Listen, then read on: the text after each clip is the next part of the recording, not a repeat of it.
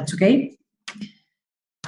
Good afternoon, dear delegates of Brunei, Cambodia, Indonesia, Laos, Malaysia, Myanmar, Singapore, Philippines, Thailand, and Vietnam, and members of the ASEAN Secretariat, ARISE+IPR, and EUIPO. It is a pleasure for me to share with you the experiences and successes of the EUIPO Academy. I hope that this will be useful for your discussions over the development of the ASEAN IP Academy.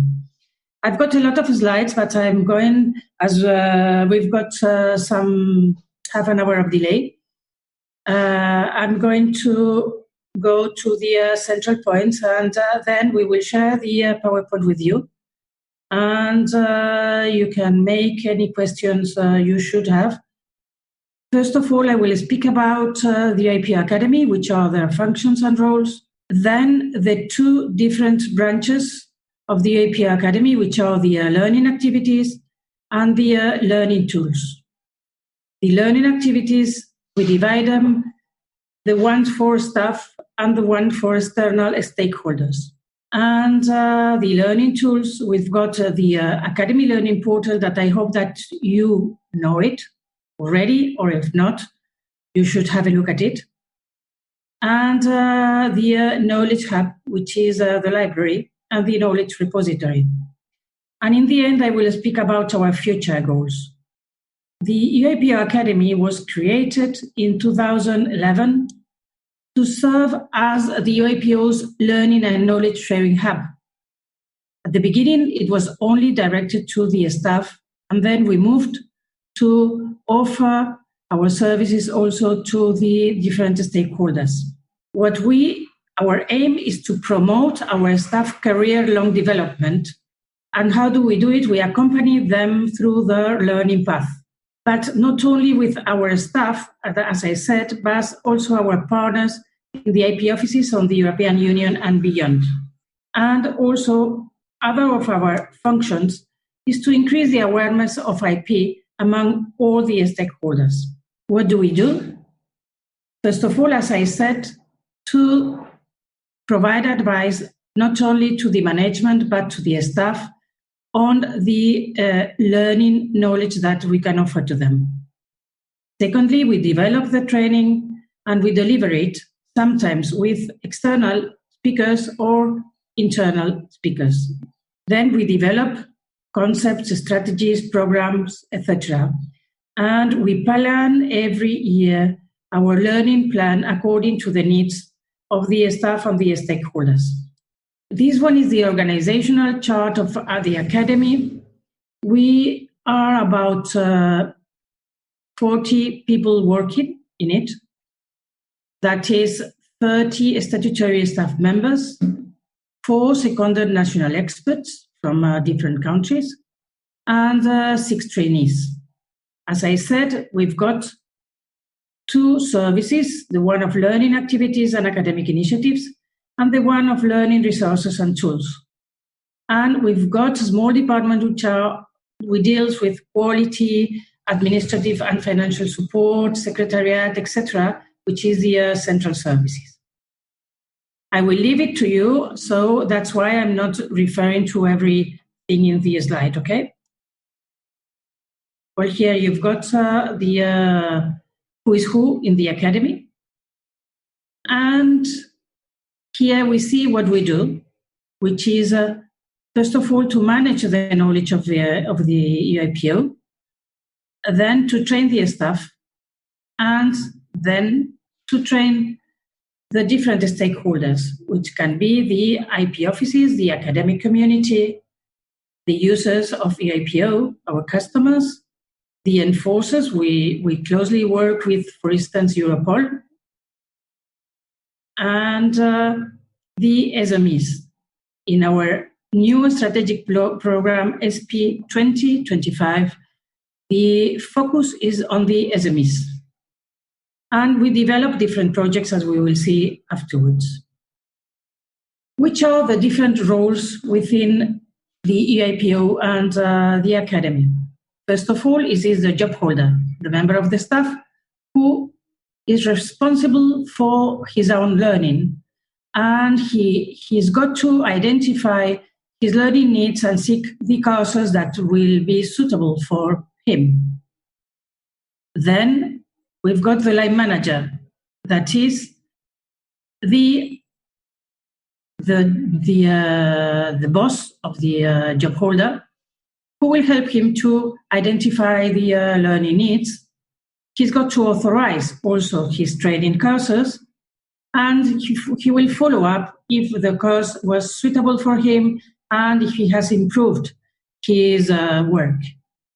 Then we've got the learning professionals, which are the people who work at the academy, and his first job is to identify and analyze the staff learning needs, but also to advise the line managers on the staff, also to design learning activities and monitor the effectiveness of the learning and training courses.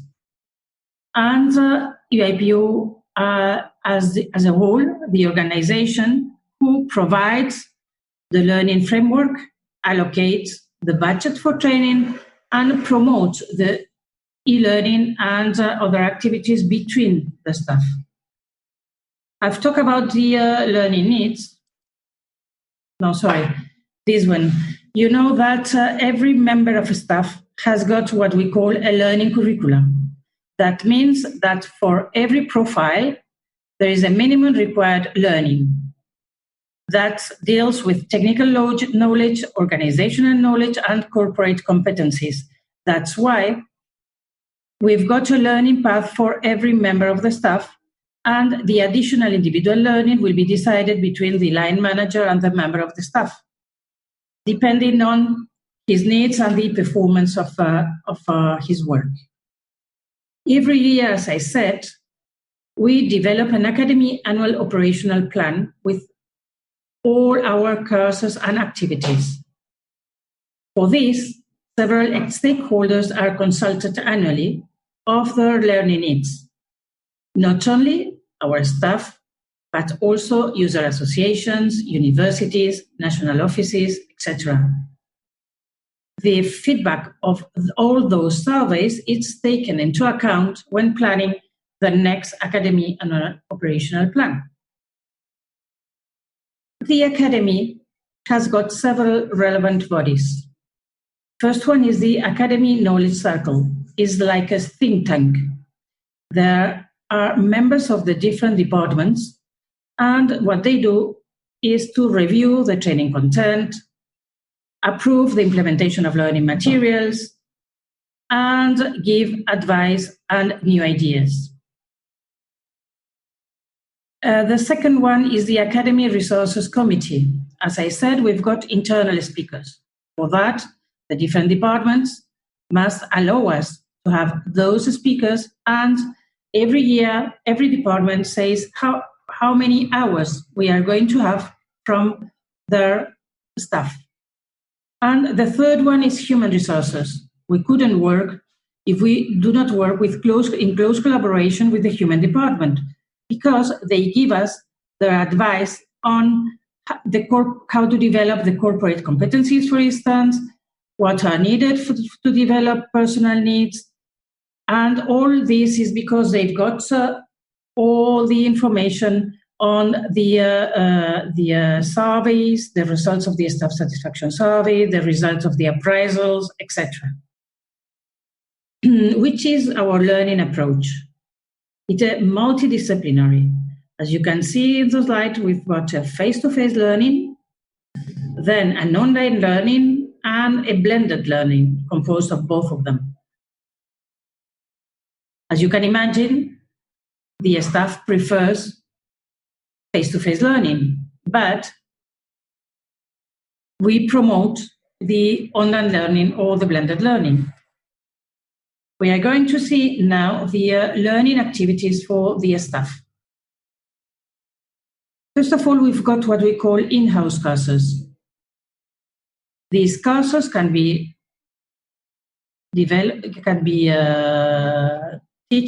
taught by one internal trainer or one external trainer. The number in brackets are the number of courses foreseen for this year, 2020. But also, as we will see afterwards, there are two new products, which are the community of learning and the coffee and chat. The second type of learning activities is the external training. This one is on demand, and they only can apply for this when there is no offer inside the academy, inside EUIPO, for this kind of training. Then we offer it outside. And another external training, of course, is the massive open online courses, the MOOC. This one also is on demand. It has to be approved by the line manager and is for all those courses that we do not have in-house. Normally, it is related to very, very cute new technologies. Then we will see that we have lunchtime conference and EUIPO talks and learning visits to the EUIPO. Some facts and figures. Referring to 2019, first of all, I'm going to speak about the training days per staff member. Some of the courses every year are compulsory. Or we've got segmented courses. For instance, if you are newly arrived to IPO, you've got to do some compulsory courses.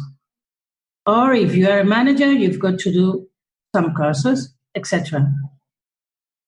The training days per staff member last year was of 5.82 days. Most of them were face-to-face and then blended, as you can see in the slide, and then e-learning.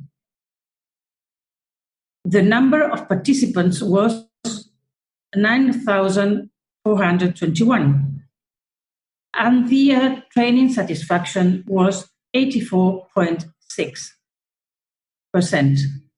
Everything that I say is our balance scorecard for the indicators, the key indicators, and for us it's very important. We monitor it every quarter. As you can see that we are in excellence, we are above target.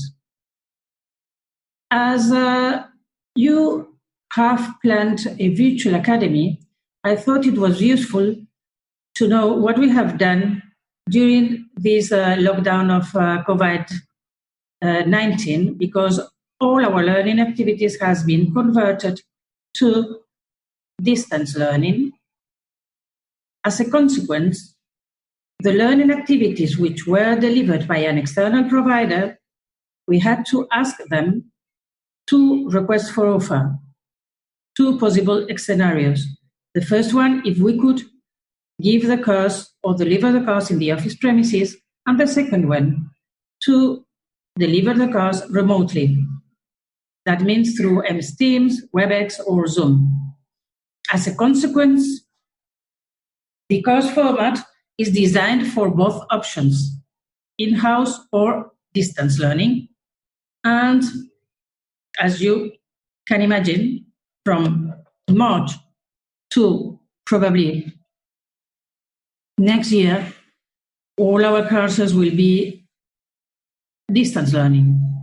We are still considering if next October we will have some in-house courses, but we really do not know. All those scenarios and all those different courses will be considered for general language courses, language clinics, courses for newly appointed managers, as I said, the segmentation, essential of leadership skill for team leaders, analysis and problem solving, etc. If the learning activities are delivered by the internal staff, what we call internal knowledge sharing, the conversion is possible, but only when the speaker, the staff speaker, is comfortable delivering the course by distance learning. If he thinks that he can do it, so we convert the course to distance learning.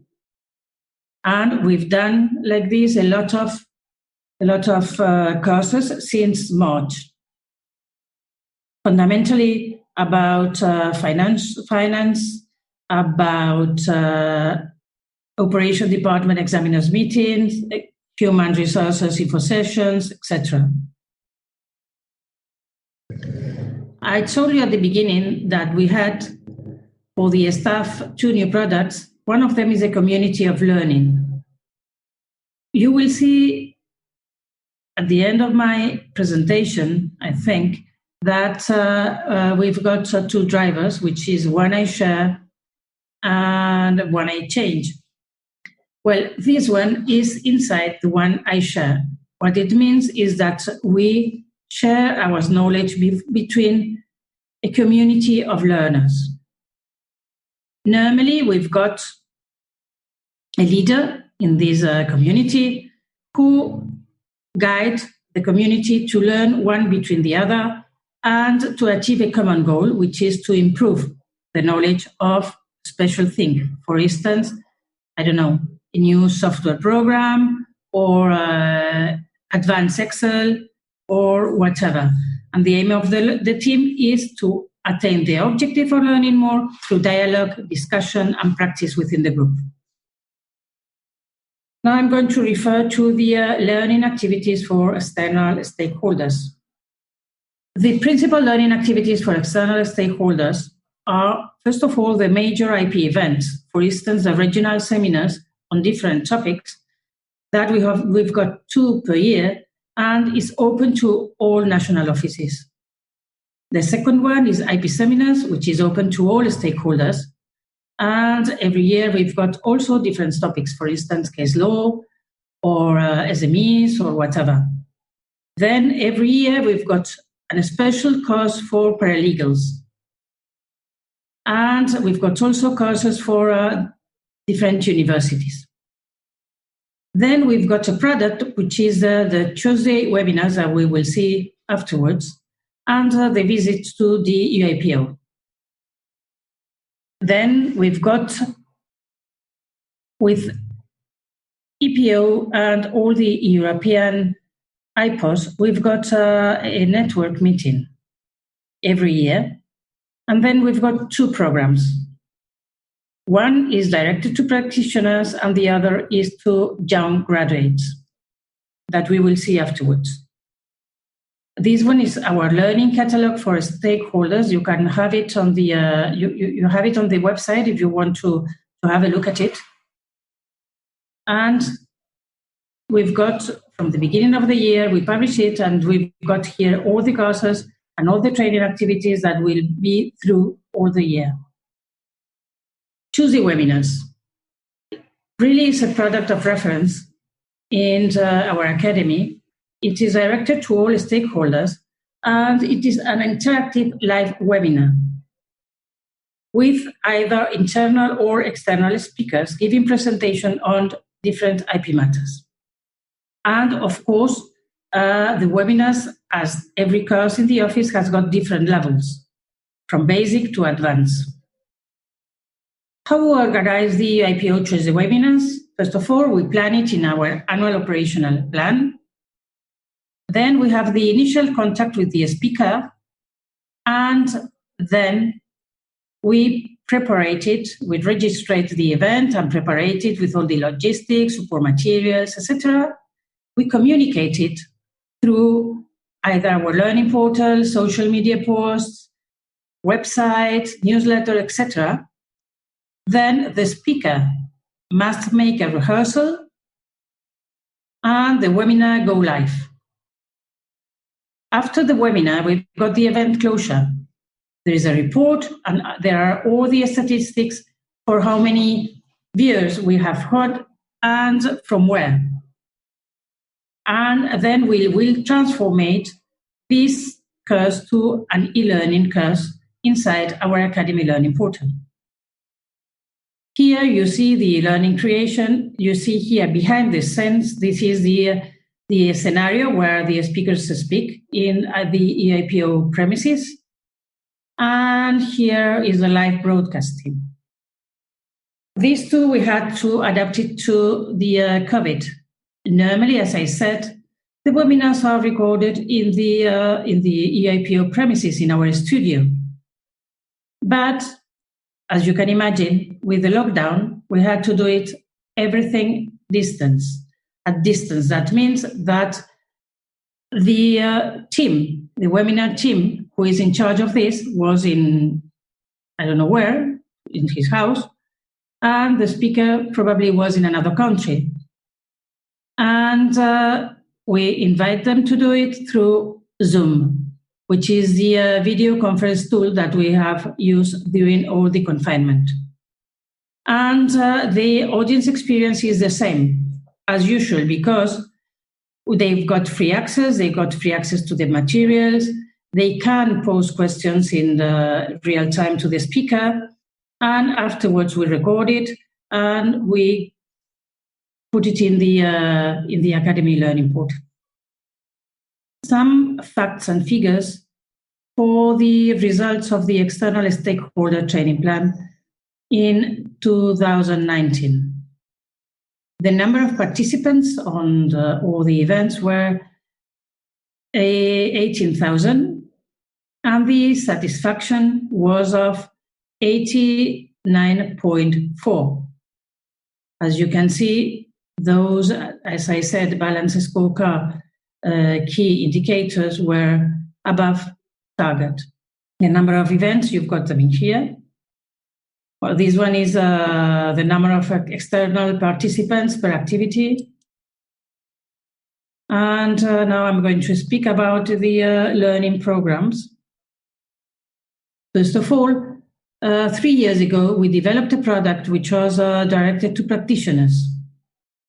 These trademark and design education programs, his principal aim or objective is to enhance the knowledge of IP professionals, IP practitioners, in order to improve their operational efficiency at the office.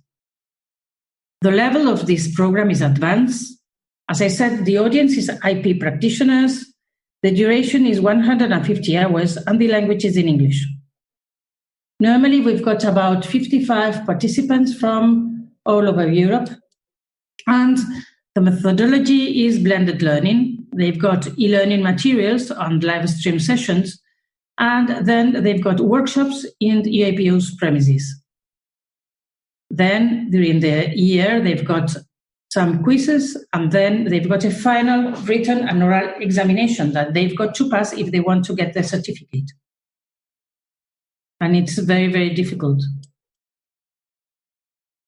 Again, we had to convert this program from face-to-face to distance learning. There were not only the workshops, but the exams. But one thing is important, that the average satisfaction rate per session was above 93%. That means that the trainees were aware that we had made an effort to convert these workshops to distance learning, to online activities, and they really appreciate it. The other program is the Pan-European SEAL Education Program. It's one academic initiative, and it is a traineeship program that his object is to prepare young graduates to access the labor market. For this, they stay for 1 year in EUIPO and different departments, and they are trained by doing, and they specialize in different sectors. Not only in IPR, but for instance, they can be in, in the academy, and they will work with us on academy matters, etc. The selected candidates are the best candidates that have been proposed by the different universities that are members of this Pan-European SEAL. For the moment, we've got more than 70 universities from all around Europe. The training plan has got 3 learning paths, as I said, on the job training, then online training on the Academy Learning Portal, and then face-to-face activities. These are another academic initiatives under the umbrella of the Commission, which is a funding grant for researchers. EUIPO participates in it, and also 5 important universities from Europe.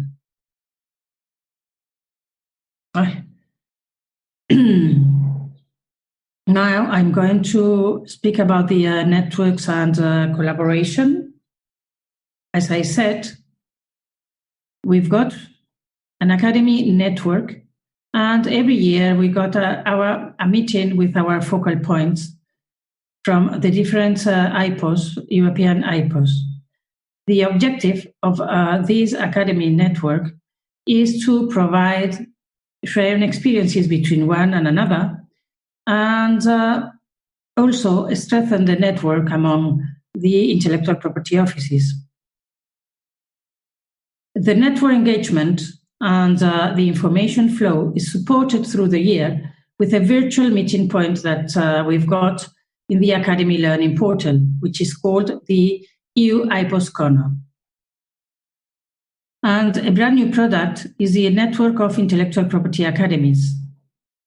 The objective is to widen academic cooperation activities under a common framework in order to create a flexible academic forum and to streamline and interconnect the academic initiatives developed by the EUIPO and other NIPA members.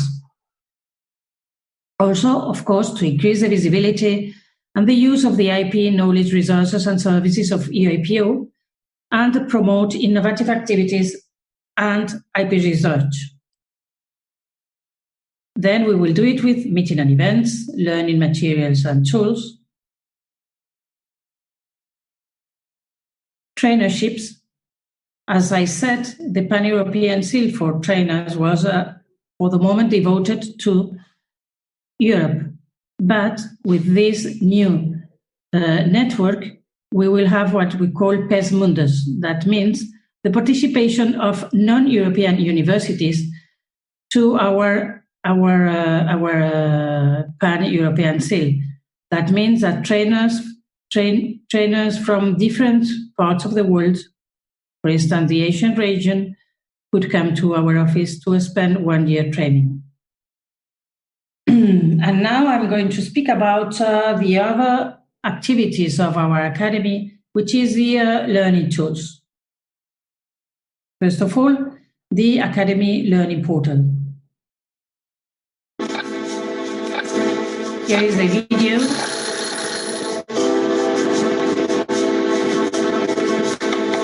There is always time to learn at EUIPO Academy's Learning Portal.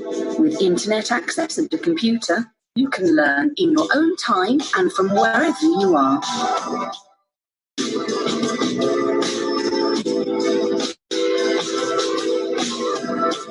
EUIPO is the EU agency which manages intellectual property rights, and at the EUIPO Learning Portal, you'll find training courses about designs, patents,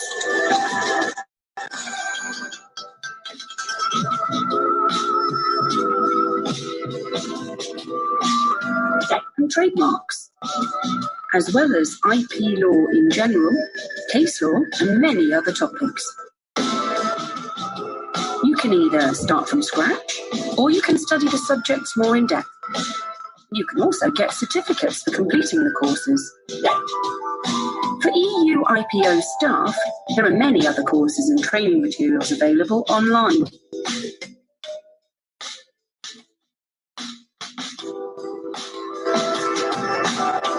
So, what are you waiting for? Take some time to learn at the EUIPO Academy's Learning Portal.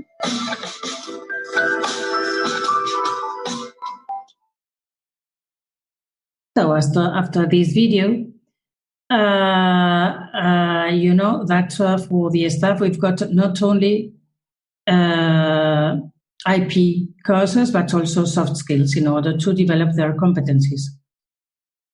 We give flexible learning opportunities. We've got courses that last from 10 minutes to 4 hours. The courses are in several languages. They are self-paced, as you can imagine.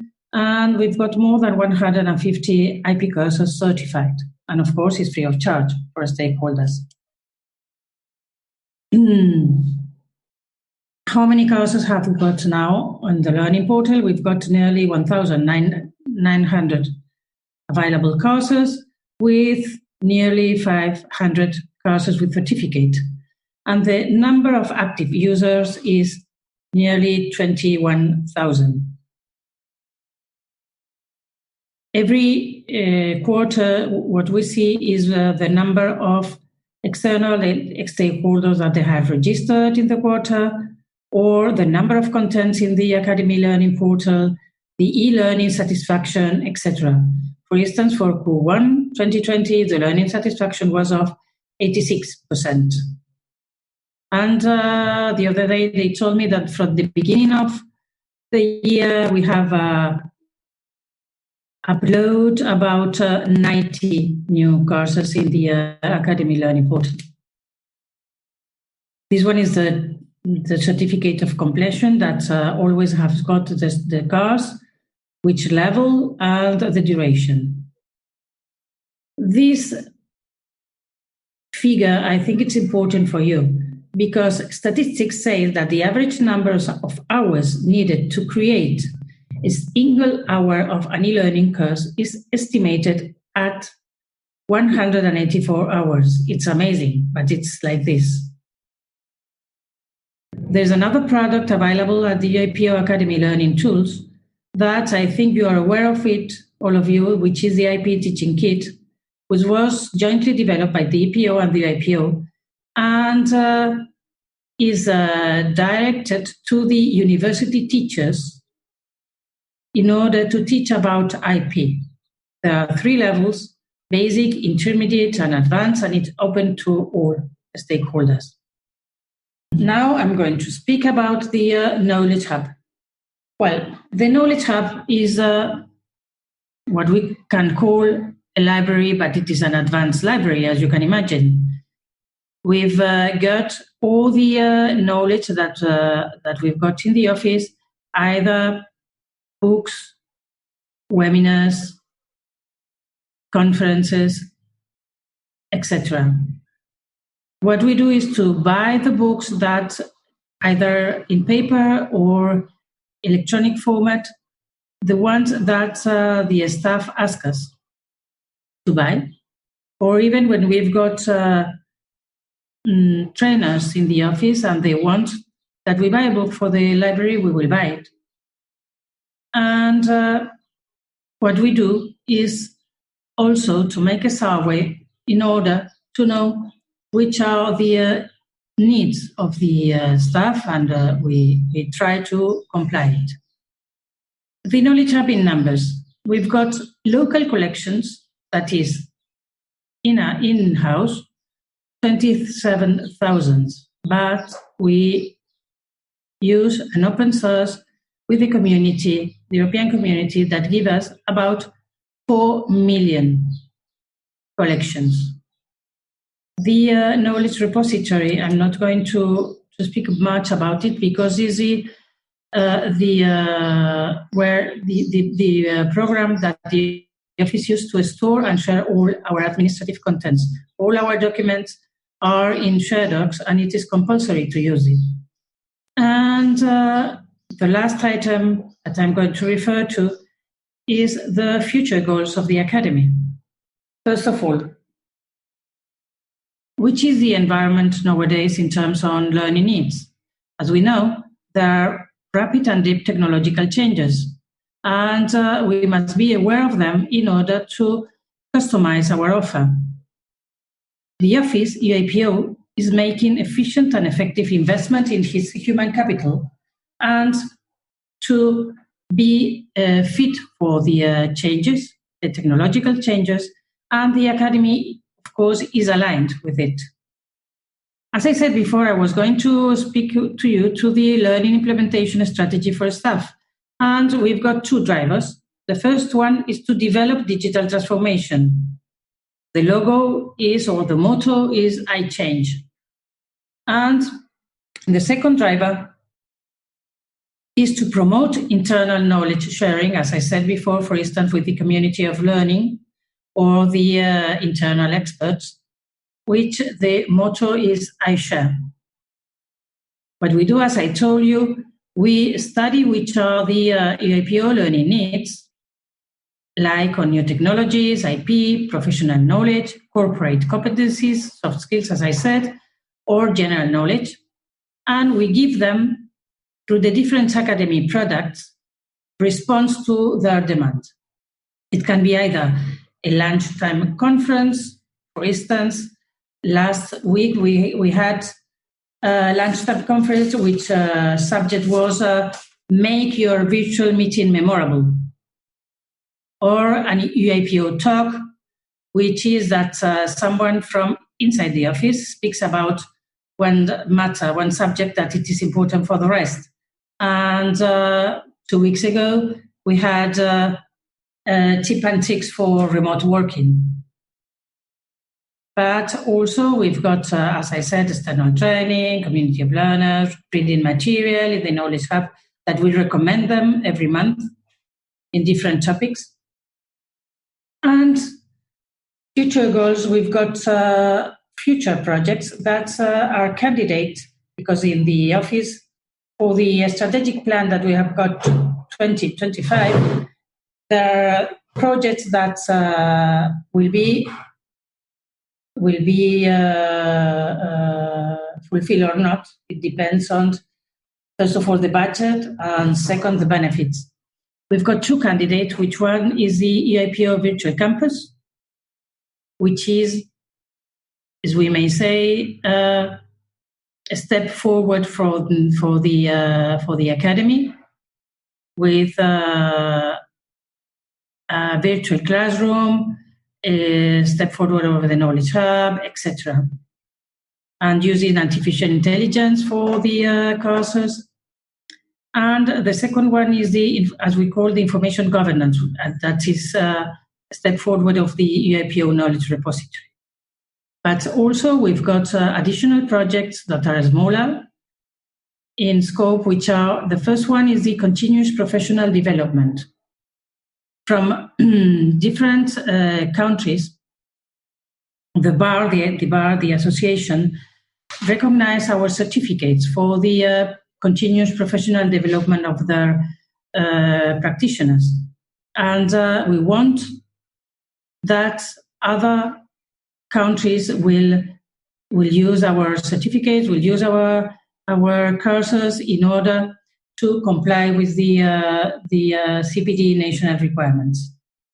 The second one, as I said, the standard e-library portal, which is the EUIPO Knowledge Hub, in order to give it to different external stakeholders by creating a network of IP libraries.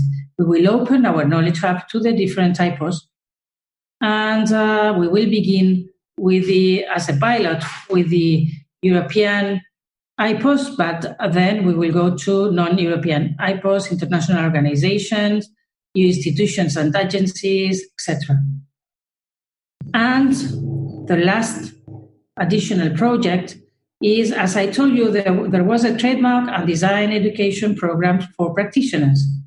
Now, responding to the demand of user associations and our users, we are developing a new program for paralegals.